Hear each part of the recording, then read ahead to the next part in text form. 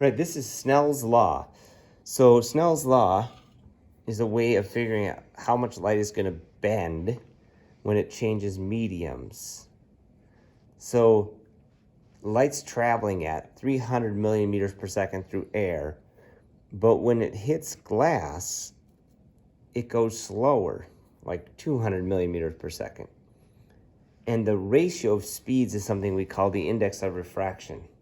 Well, you can imagine if you were driving along and you had one tire that was getting good traction and another tire that was slipping, your car wouldn't keep going straight. It would turn towards the slower medium. And that's the same thing that light does.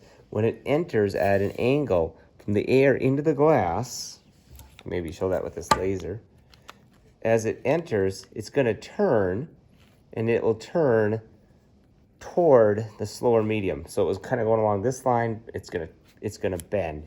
So I thought I could try to line up some pins to show you how we calculate the index of refraction.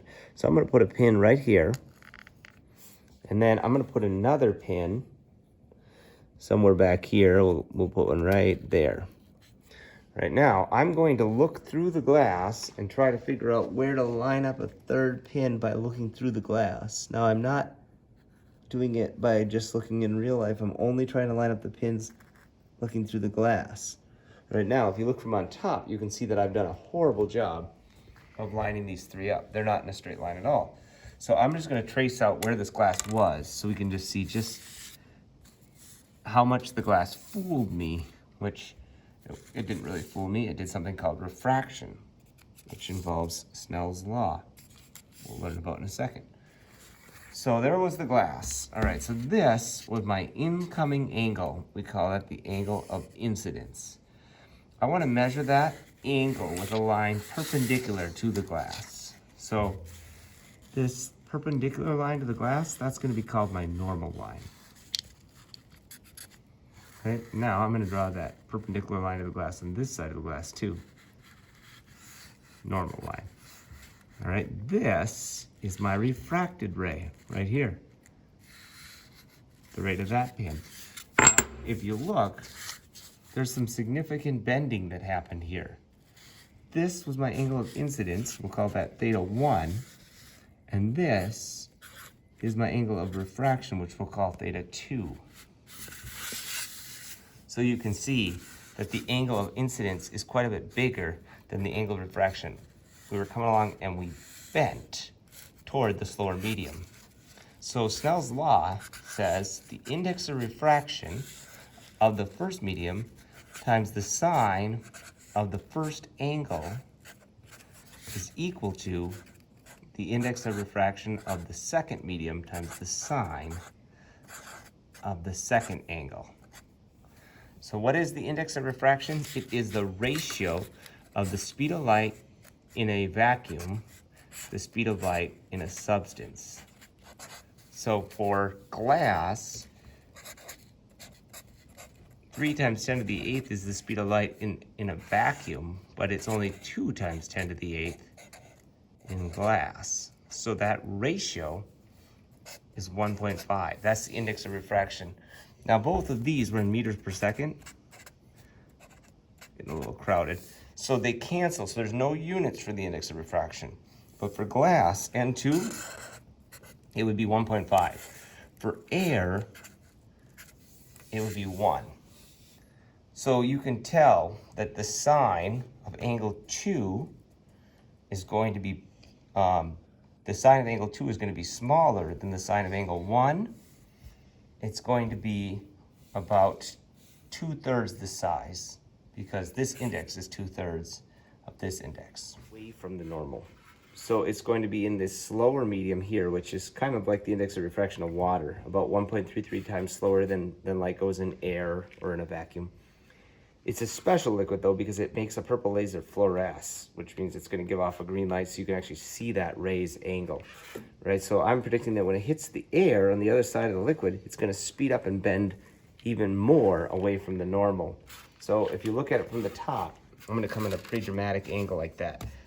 I think over here it's going to be bending away from the normal and it's not going to continue in a straight line, but it's going to bend even more. Well, it's hard to see that, so I'm going to spray it with this fog.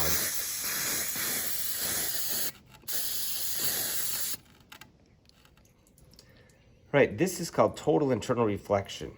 So you can do this whenever you start with the light in a medium that's more dense than air, and the light tries to move into the air. Well, as it hits the boundary, it wants to refract, right? It wants to bend away from the normal, but it actually bends so much that it bends more than 90 degrees to the surface, and instead of leaving, it stays inside the material. Right, the angle of reflection is still there. You see that the angle that it hits at is the angle that it reflects at, but there's no refraction that occurs because the angle, the second angle in Snell's law, was more than 90 degrees. This is what allows light to even travel around corners. In something like this, it stays inside this medium because the medium has a density that's high enough. It's more than 2 times slower than the speed of light in air in a vacuum. You can even do it with water, because water is slower than air. That once you get this green laser in the beam, even though that fountain is bending, the green light stays inside there, because if it were to try to leave, it would refract more than 90 degrees. So you're getting total internal reflection.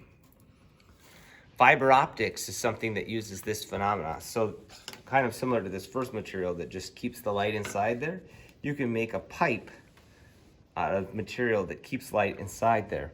And then you can send signals with light.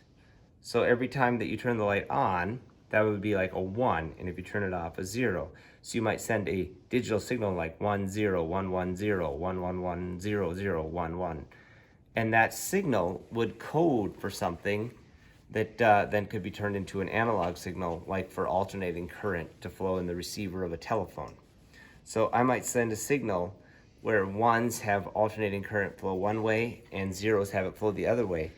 And if I switch direction so many times a second, you could pick up the frequency of my voice in that signal. So we found that it's more efficient to send signals with fiber optic cable than it is with electrical cable, because there's no resistance. Like electrons flowing in a wire, there's resistance. Here you can send the signal and you can get way higher speed internet, and the only thing is it's a little bit more expensive to run the cable, but this makes it so we can send information a lot quicker, and we can have over 20,000 phone conversations going on in a piece of this fiber optic cable the width of a hair. Wesson oil. So these two here actually have the same index of refraction, which makes it possible to hide one inside the other. So you really can't tell between transparent objects like this if they have the same index of refraction. So I will put some of this oil in this beaker, and then if I put a piece of this Pyrex inside there, you're actually going to be able to see, because it has air in it. So you will be able to see there's something in there. But really what you're seeing is the air. So now, if I fill this, which it's tiny, so we'll see if I can fill it without spilling too much. Oh yeah, I did. Now, it can be in there and you cannot tell it's in there. So if you see the one next to it, you can tell there's some air inside there, which has a different index of refraction, but you can't see the Pyrex inside the oil at all. It's invisible inside there. Okay, here's one more example of Snell's law. Not something related to optics, but I think it helps you visualize why this happens. So here I have two different springs. One of them has a spring constant of 25, and the other one has a spring constant of 50. And when I pull on the springs, they're both going to get the same force on them, but they're not going to get the same stretch. And what's automatically going to happen is there's going to be two different angles formed. So when you look, this angle here is quite a bit bigger than this angle. And this spring constant is quite a bit bigger than this spring constant. So the angle of this spring constant and the angle of this spring constant, that ratio is going to be equal to the ratio of the spring constants.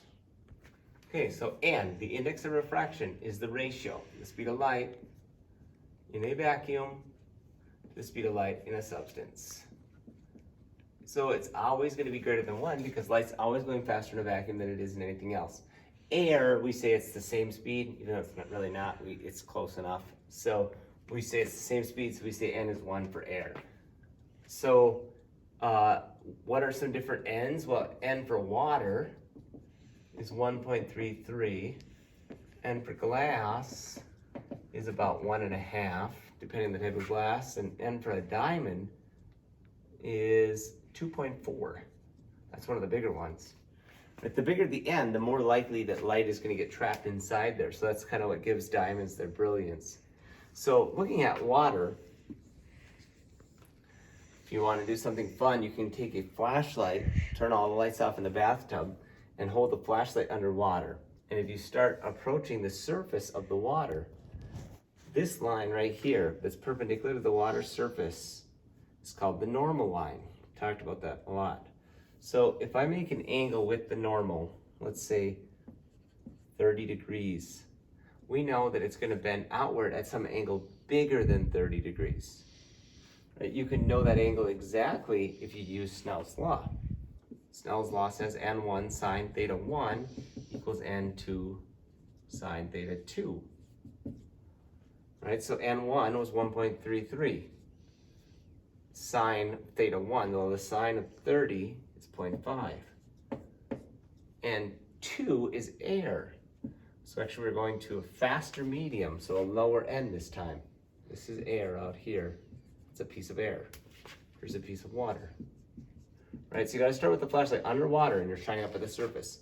And so then all we'd have to do is take 1.33 times 0.5 and divide by 1, and you should be able to get the sine of theta 2. Okay, well, how do you solve for theta 2 then? Well, 1.33 times 0.5, I think that's about 0.665.